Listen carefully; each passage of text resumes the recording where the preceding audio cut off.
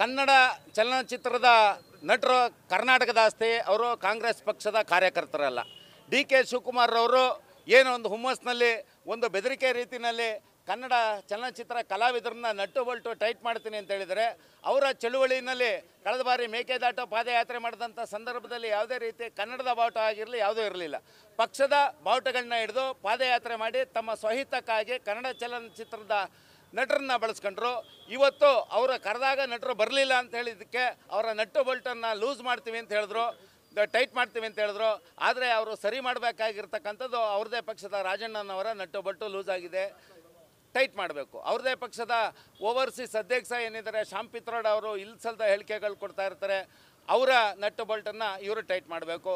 ರಾಹುಲ್ ಗಾಂಧಿಯವರ ಏನು ಒಂದು ಹುಮ್ಮುತನ ಇದೆ, ಬಾಲ್ಯತನ ಇದೆ, ಅದನ್ನು ನಟ್ಟನ್ನು ಟೈಟ್ ಮಾಡಬೇಕು. ಅದನ್ನು ಬಿಟ್ಟು ಕನ್ನಡಿಗರ ಏನು ಆಸ್ತಿಯಾಗಿದ್ದಾರೆ ಚಲನಚಿತ್ರ ಕಲಾವಿದರು, ಅವ್ರನ್ನ ನಟ್ಟು ಬಲ್ಟು ಟೈಟ್ ಮಾಡ್ತೀವಿ ಅಂತ ಹೇಳೋದಲ್ಲ. ಅಕ್ಷರಶಃ ಕಾನೂನು ಸುವ್ಯವಸ್ಥೆಯ ನಟ್ಟು ಬಲ್ಟು ಲೂಸ್ ಆಗಿದೆ, ಅದನ್ನು ಟೈಟ್ ಮಾಡಲಿ. ಆಡಳಿತ ಯಂತ್ರ ತೀವ್ರ ಕುಸ್ತಿದೆ, ಯಾವತ್ತೂ ಎಲ್ಲಿ ಜಾಮ್ ಆಗುತ್ತೋ ಅಂತ ಗೊತ್ತಾಯಿಲ್ಲ. ಇಂಥ ಸಂದರ್ಭದಲ್ಲಿ ಅವರು ನಟ್ಟು ಬಲ್ಟ್ನ ಟೈಟ್ ಮಾಡಬೇಕಾಗಿರೋದು ಅವ್ರದ್ದೇ ಆಡಳಿತ ಪಕ್ಷದ ಆಡಳಿತ ಯಂತ್ರವನ್ನು.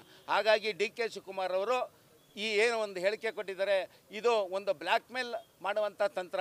ಒಂದು ಬ್ಲ್ಯಾಕ್ ಮೇಲ್ ಮಾಡಿ ಅವ್ರನ್ನ ತಮ್ಮ ಚಳುವಳಿಗಳನ್ನೇ ತೊಡಗಿಸ್ಕೊಂಡು ಒಂದು ಅಪಚಾರ ಮಾಡುವಂಥ ಕೆಲಸವನ್ನು ಡಿ ಕೆ ಶಿವಕುಮಾರ್ ಮಾಡಿದರೆ, ಈ ನಡೆಯನ್ನು ನಾವು ಖಂಡಿಸಿ ಇವತ್ತು ನಟ್ಟು ಬಲ್ಟನ್ನು ಡಿ ಕೆ ಶಿವಕುಮಾರ್ ಅವರಿಗೆ ಪಾರ್ಸಲ್ ಮಾಡೋದ್ರ ಮುಖಾಂತರ ವಿಭಿನ್ನ ಚಳುವಳಿಯನ್ನು ಮಾಡಿದ್ವಿ. ಸಿಟಿ ಮಂಜುನಾಥ್, ನ್ಯೂಸ್ ಫಸ್ಟ್, ನಿರ್ಭೀತಿಯಿಂದ ನಿಮ್ಮ ಪರವಾಗಿ.